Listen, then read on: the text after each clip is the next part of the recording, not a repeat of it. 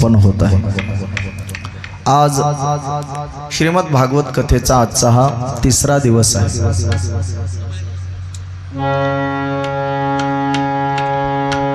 जीवनामध्ये जीवन कसं जगावं हे रामायण शिकवतं आणि कसं मरावं, कसा देह ठेवावा हे श्रीमद भागवत शिकवतं।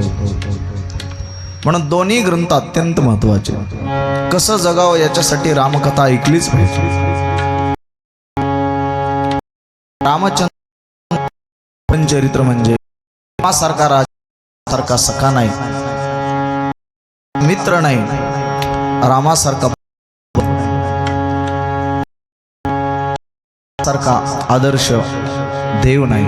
एक बाणी एक मर्यादा पुरुष श्रीरामचंद्रजीचं चरित्र। दुःख आल्यावर सुद्धा तेवढ्याच ताकदीने सामर्थ्याने समोर कसं जावं। जीवनात कधी प्रतिकूल वातावरण असेल, कधी अनुकूल वातावरण असेल, त्याला सामोरं कसं जावं याचा आदर्श म्हणजे रामकथा आहे। आणि कसं मरावं ही शिकवणारी कथा म्हणजे श्रीमद भागवत कथा आहे।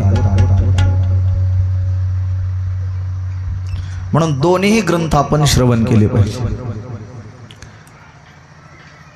भागवत कथा ऐकली नाही आणि त्याने देह ठेवला, तो मेला, तो गेला, मला वाटतं त्याच्या जीवनाचं सार्थकच झालं नाही। भागवत कथा ऐकूनच मेलं पाहिजे, नाही तर त्याने मरूच नाही। मी असं म्हणेल, त्याने मरूच नाही।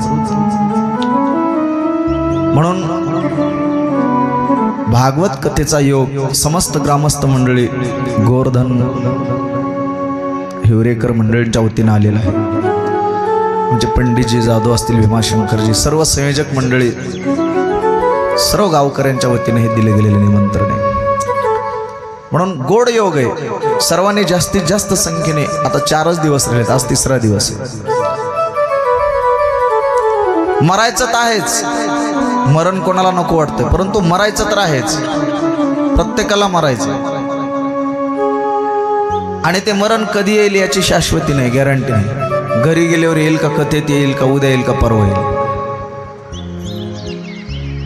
म्हणून असं मरण्यापेक्षा, संसार करून मरण्यापेक्षा, चला आता 4 दिवस भागवत कथा ऐकून मरू, असं ठरवा। क्षणाचा भरवाचा नाही माणसाचा। नशिबंत देह जाणार सकळ, नशिबंत देह जाणार सकळ, नशिबंत देह जाणार सकळ, नशिबंत देह जाणार सकळ, नशिबंत देह जाणार सकळ, नशिबंत देह जाणार सकळ, नशिबंत देह जाणार सकळ, नशिबंत देह जाणार सकळ। आयुष्य खातो काळ सावधान, सावधान, आयुष्य खातो काळ सावधान, सावधान, नशिबंत देह जाणार सकळ, नशिबंत देह जाणार सकळ, नाशिवंत देह जाणार सकळ, आयुष्य खातो काळ सावधान। हा नश्वर देह, नास काय, कुच काय, सडकाय, तो एक दिवस जाणार आहे।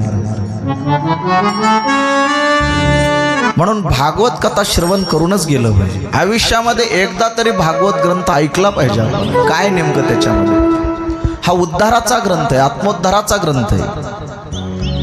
भागवत कथा ऐकल्याशिवाय मरण्याचा त्याला अधिकार नाही।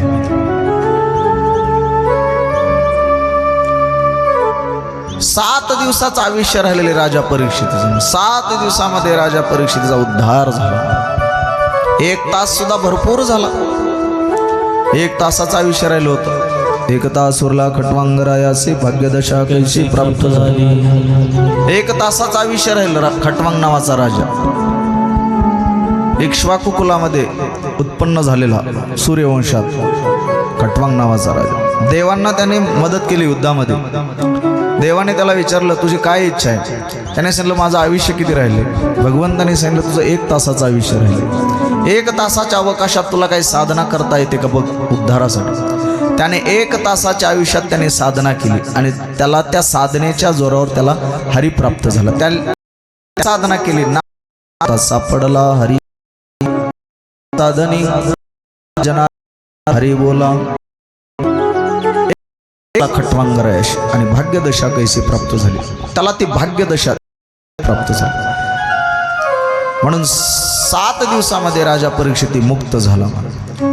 श्रवणे परीक्षिती तरला भूपती 7 दिवसा मुक्ती झाली तया 7 दिवसा मुक्ती. श्रवणे परीक्षिती तरला भूपती 7 दिवसा मुक्ती झाली.